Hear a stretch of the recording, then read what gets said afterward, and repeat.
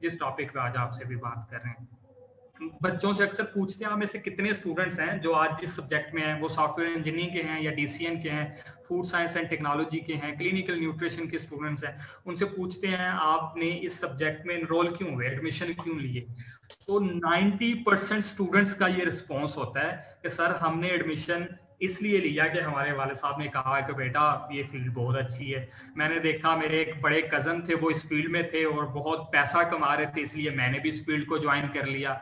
मैं software engineering में इसलिए आया कि मेरा एक कजन दुबई में होता है और बहुत पैसा कमा रहा है, तो मैं इसलिए आज सॉफ्टवेयर इंजीनियरिंग में हूँ। मैं ला इसलिए कर रहा हूँ कि वकीलों का बड़ा रोब दबदबा होता है, तो मैं इसलिए वकील बन गया हूँ। हम इस तरह के कुछ आंसर मिल रहे होते हैं और शायद आपके साथ भी कुछ ऐसा ही हो। मेरे इल्म में नहीं, आप में से कितने स्टूडेंट्स हैं जिन्होंने जिस सब्जेक्ट में बैचलर किया या बैचलर कर रहे हैं, वो अपनी मर्जी से उन्होंने उस सब्जेक्ट में एडमिशन लिया था, वो सब्जेक्ट उनका पसंदीदा सब्जेक्ट था, वो उन्होंने सिर्फ इसलिए एडमिशन लिया कि वो सब्जेक्ट उनका फेवरेट सब्जेक्ट था, वो उस सब्जेक्ट के मतलब कुछ पढ़ना चाहते थे, कुछ लर्निंग करना चाहते थे।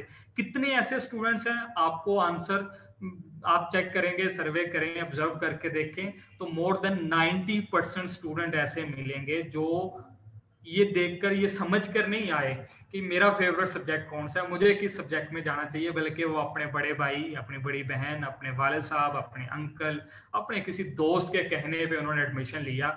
उन्हें पता ही नहीं है ये सब्जेक्ट है क्या और उन्हें किस तरफ लेके जा रहा है। कहना क्या चाह रहा हूँ, कहना ये चाह रहा हूँ कि दो तरह के इंसान होते हैं। एक वो जिन्होंने अपनी जिंदगी का कंट्रोल अपने हाथ में रखा होता है, जिनका अपने ऊपर इख्तियार होता है। ये कामयाब लोगों की निशानी रही है हमेशा से कि उनका अपनी जात के ऊपर इख्तियार होता है। और कुछ लोगों का अपने ऊपर इख्तियार नहीं होते, बल्कि उन्होंने अपनी जात का इख्तियार दूसरों को सौंप रखा होता है।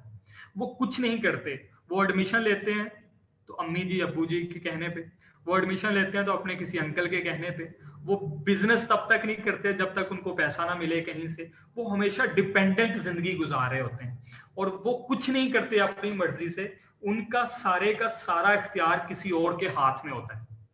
वो अपनी जिंदगी जी नहीं रहे होते, वो अपनी जिंदगी किसी और के हाथों सौंप चुके होते हैं और उनको कोई दूसरा जिस तरह चाहे इस्तेमाल करे। जैसे आप देखेंगे बहुत सारे लोग कहते हैं जी लड़ाई झगड़ा हुआ और पूछा गया आप गुस्से में क्यों आ गए, कहते हैं मैंने गुस्से में नहीं आना था, मुझे तो इस बंदे ने गुस्सा दिलाया, इसने ये बात क्यों की, ये अगर ये बात ये ना करता तो मैं कभी भी गुस्से में ना आता।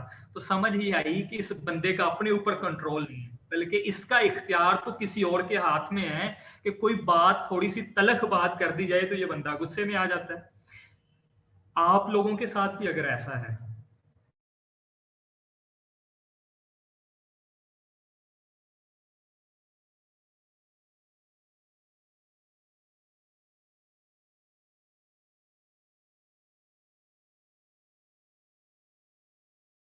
चाहते हैं, तो बहुत जरूरी है कि आप, मैं अपने जज्बात की वजह से भी नहीं हूंगा कि मेरे जज्बात मुझे कंट्रोल करें, मेरे खदशात मुझे कंट्रोल कर रहे हूं, मेरा इन्वायरमेंट मुझे कंट्रोल कर रहा हो कि मैं बाग में हूं, मैं चहल पहल कर रहा हूं तो बड़ा खुश और हशाश बिशाश होता हूं।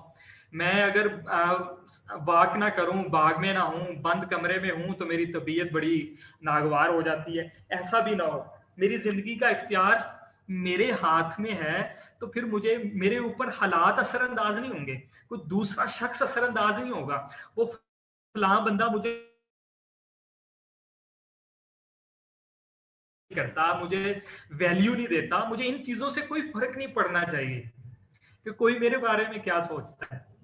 अगर आप दूसरों के मुतालिक इस तरह सोचते हैं, इसका मतलब आपने अपनी जिंदगी का इख्तियार दूसरों को दे रखा है। तो कामयाब लोग हमेशा अपनी जिंदगी का इख्तियार अपने पास रखते हैं, या इसको यूं कह लीजिए कि अपनी जिंदगी की गाड़ी का ड्राइवर आप खुद बने, किसी और को ना बनने दें। अगर आप अपनी जिंदगी की गाड़ी के ड्राइवर किसी और को बना देंगे तो फिर आपका ख्वाब देखना कोई माना नहीं रखता, फिर आपका टारगेट सेट करना कोई माना नहीं रखता।